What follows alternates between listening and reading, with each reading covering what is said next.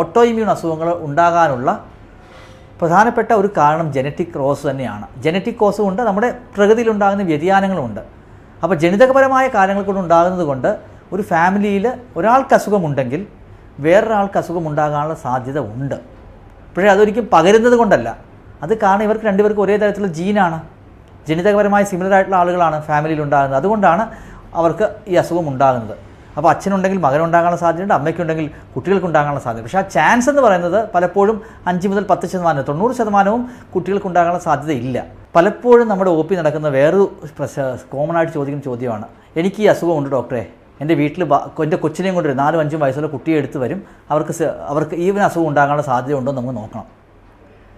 ഇതിൽ ആദ്യത്തെ കാര്യം ഞാൻ നേരത്തെ പറഞ്ഞു, ഓട്ടോ ഇമ്മ്യൂൺ അസുഖം ഒരാൾക്കുണ്ടെങ്കിൽ അമ്മയ്ക്കുണ്ടെങ്കിൽ കൊച്ചിനുണ്ടാകാനുള്ള സാധ്യത എപ്പോഴും 10-15% മാത്രമേ ഉള്ളൂ. അപ്പം 80 to 90% ഇവർക്ക് ഉണ്ടാകാനുള്ള സാധ്യതയില്ല. അപ്പോൾ സിംറ്റം ഉണ്ടാകാത്തിടത്തോളം കാലം, ഒരു ലക്ഷണമില്ലാത്തിടത്തോളം നമുക്ക് ഇവർക്കൊരു ടെസ്റ്റും ചെയ്യേണ്ട കാര്യമില്ല.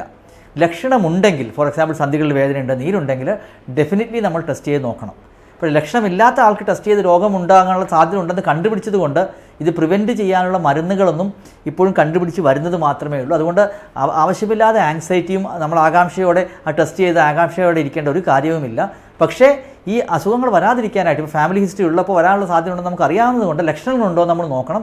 ലക്ഷണമുണ്ടെങ്കിൽ നമ്മൾ ടെസ്റ്റ് ചെയ്ത് നോക്കണം. ലക്ഷണമില്ലെങ്കിൽ ടെസ്റ്റ് ചെയ്യേണ്ട ഒരു ആവശ്യവുമില്ല. പക്ഷേ ഒരിക്കലും ഓട്ടോ ഇമ്മ്യൂൺ അസുഖം ഒരാളിൽ നിന്ന് മറ്റൊരാളിലേക്ക് പകരില്ല. പകരുന്ന വൈറൽ ഫീവറോ ബാക്ടീരിയൽ ഫീവറൊക്കെ പകരുന്നത് കൂടെ താമസിച്ചത് കൊണ്ട് ഒരിക്കലും അസുഖം വരില്ല. ഭാര്യയ്ക്കുണ്ടെങ്കിൽ ഹസ്ബൻഡ് ഉണ്ടാകാനുള്ള ചാൻസൊക്കെ തുല്യം കുറവാണ്.